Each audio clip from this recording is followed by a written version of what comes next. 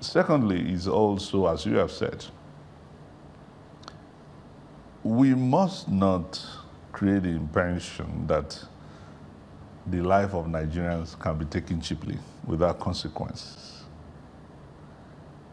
As President and Commander-in-Chief, I will make the life of every Nigerian to matter and count. And here is it. If there is a killing somewhere, it's not the job of the police or the army to explain why the killing has occurred.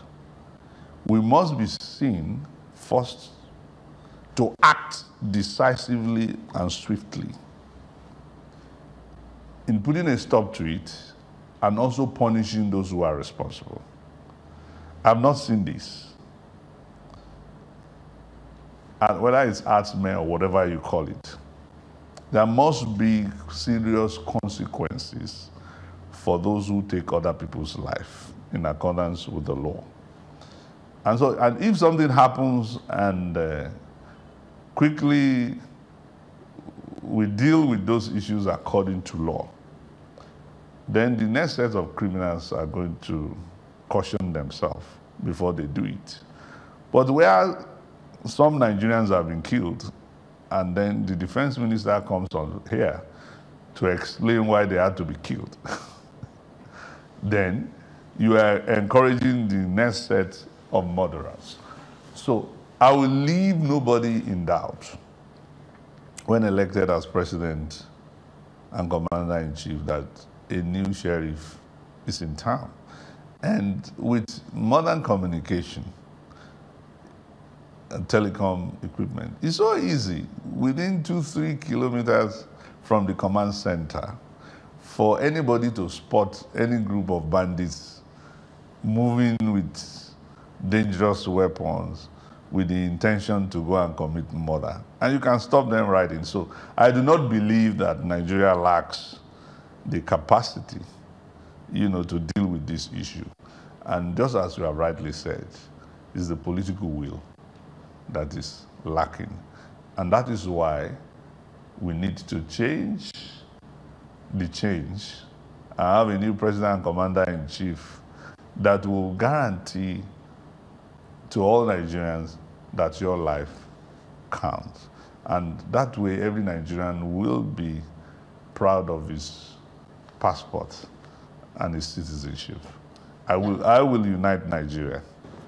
Corruption seems to be another big thing. Maybe it's not, because every time you talk about it, people will tell you, corruption is everywhere. It's not only in Nigeria. Corruption is not made here.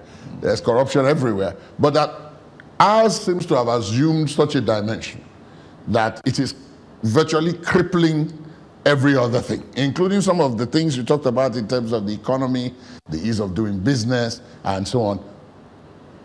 What would you do about it differently from what is being done now? Here is my own view. I have a different view. Okay. Corruption is something we need to deal with, but probably we need to deal with it not just from the point of view of making empty noise about it, but also putting it in context of reforms that we have to do at the ethical level, at the institutional level, etc., etc. And deal with the reasons why you have massive corruption in the land. Deal with those reasons, even as you punish people for being corrupt. For being corrupt. Now you need to remove the root cause of corruption through policy. One of the root cause of corruption in Nigeria is too much over-centralization of power. Any system where only one man can over one service, that person becomes extraterrestrial.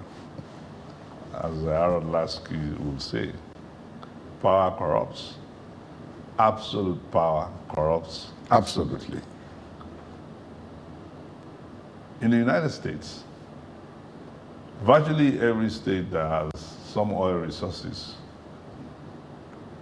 control the development of such resources while the federal government collects tax. Same for various minerals, not just oil. So in Texas, they have their Department of Energy, in New Orleans, in California, everywhere. So you don't like the administration in Texas, you go to New Orleans as an investor to go and put your money there.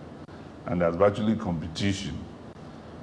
But in Nigeria, you have only one man, one single man, who is director of petroleum resources that must sign every paper, even before you can do your investment. And your paper, probably for some deals, after you have even finished your business as investors, needs the approval of Mr. President. Number one, it is practically impossible for this to happen naturally, where there are thousands of applications and only one man. He cannot deal with it.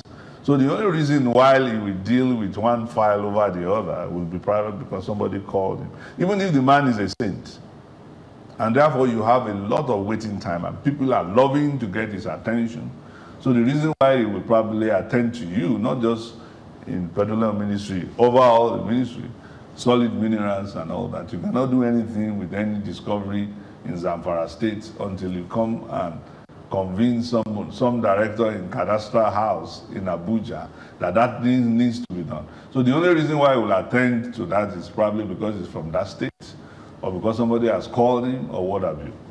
But when you decentralize and things can be dealt with by desk officers at local levels, and people also have option as to where to go to, apart from one particular table, you remove the root cause of corruption through decentralization. That's number one. Number two, and you can see how this functioned when you had only NITEL as the only one offering telephone service. You had only 400,000 lines to Nigerians. And the NITEL territorial manager was a very powerful man. Apart from the military administrator in a state, probably the next man you want to be a friend to will be the NITEL territorial manager. Because he has only 400,000 lines in NITEL. You had only 400,000 lines in NITEL to 80 million Nigerians. And what would be the logical reason to give one person a phone and not give another? It will be probably because somebody got some gratification. It will probably be because you are from the same village or in whichever way, it will be abuse of office. But the moment we had like 3-4 carriers, Nigeria has over 100 million lines today. Do you even know who is MTN's territorial manager? What's your business with who is MTN territorial manager? He probably wants to know who you are, your birthday, to send you a text to show you that I'm still here or I'm offering service to you and you are a valuable customer. And the customer becomes king. The citizen becomes king. Now, what baffles me with the APC government that was shouting that they were doing anti-corruption is that you want to fight corruption. At the same time, you are centralizing power. You don't want to decentralize power. In fact, there was a stupid bill I saw trying to take power over control of water ways and all that, to put it in the presidency. How can you be fighting corruption and at the same time you are concentrating power at the center? That's not the way to fight corruption. So, one, some of the ethical issues that we have has to do with too much over-centralization of power. And two, you cannot give a policeman less than 30,000 naira wage, no insurance and all that. You give him a gun to go and stay on the road. Now you also have to address the question of having a legitimate minimum wage that will guarantee people a decent living standard. No, so there's a lot of hypocrisy. No, but there's contention over that. There's contention over that. There shouldn't be a contention over because we've just gone through the process of minimum wage, and many of your my honest opinion? Yes. 30,000 is a small minimum wage.